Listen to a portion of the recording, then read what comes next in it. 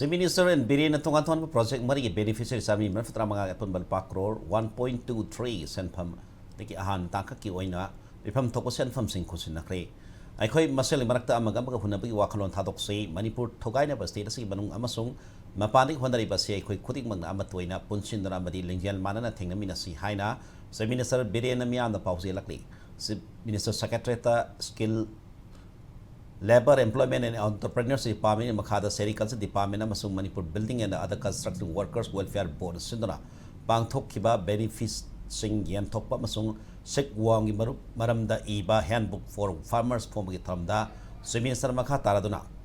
Status the Hosik Leba Fibam Asida Lenga Amasung volunteers in a lot of dancing sea, Manipur Kanabagida Maktani. Status the Lady by Irang Sea, a Koi Masili Marakta, Oibugum Sutoba, Mapandagis Yopsila Basina. Kando Kanjin Tabu the Center Amasung State Lenga, Ta Miam and Ning Batung the Layam Bayai, Adubu, Iranga Sea, State Amasung Center, Legana, Warashina, Puratuna Mahusai, Punsida Hanzina Bohonari, Tanatana Mahusai, Punsida Hanzin Basu, Haurakli, Haiki, Lily Camp the Lady Basing Yawn States, the Toliba, natural disaster, Ta, Awa Tarabasing Yapana Bagi the Baktabak Tarunka, Paikataba Center, the Lupak or Gag Senpam, Kaitarakli have a wapam Sus, Minister Tamnaduna. Senfam Sing Adutagi State Asida Tokiba natural disaster na Sokan Laba Sing da PBA Mating Sing Piri early camp the Lady Sing the PBA training Piri Matung Tongaton Meskin Kagi Maka the PBA Sentang Sing Peter Santok Lambi Lahena Honari Haiki Taramada the Sericulture Beneficiaries Sing da Makoi Pampum Tokpasen Pam Kusinaki Lorena registered labor sing Angang Sahung education benefits in Yantoki Lorena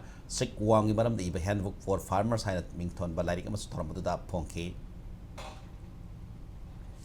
State Sida Awana Taribasi, I Hoigi Masel Gimarta, Oiba Krasuyoba, Mapangi Port Krasuyoba, Madugi Kanto Kanjinto with a Barasakarshu, Manipur Sakarshu, Madugi Awaba, Henry, Marakta Lake Hibanina, Adunadu, Badu, Hoigi Nimba, Tundaba Kotaba, Mayama, Yoram, Adu, Hang Bakan Batai, Honabakan Batai, Aduna,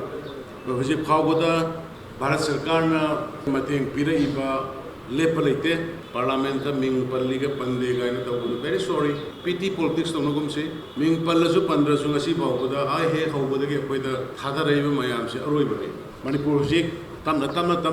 Santi Lapahore, a Koi Mayam Sangana, Santi, Angelana Honasi, a Quina Pamiba, a Quina Taliba Portunamato, constitutionally, legally, Hana Torumba, the Mina, Mito Kantoka Boero, Biometric Nova, Kotba, Kedova, NRC Romado, Neon Gimatungina, Low Gimatungina, Ein Gimatungina, Yanabama Poroga, Punato, Unabonasi.